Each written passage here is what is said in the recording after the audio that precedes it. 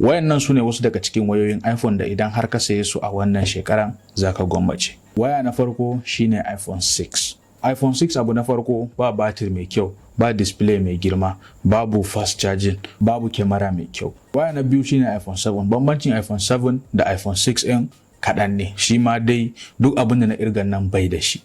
Na san wani zai ce ai wayannan wayoyin duk suna da wannan plus ɗin, ai suna da girma, za a samu batir babba da display mai kyau.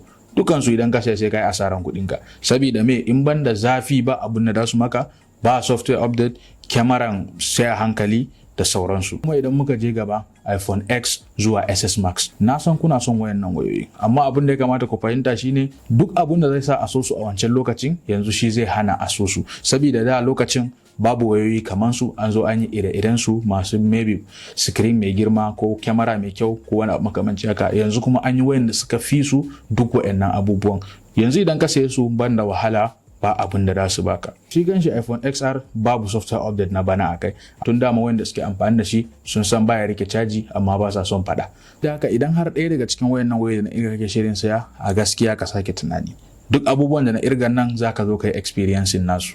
Sannan ma ni abin da yafi damuna shine har yanzu ana samun sabbin su. Wa yake bugawa? Allah ya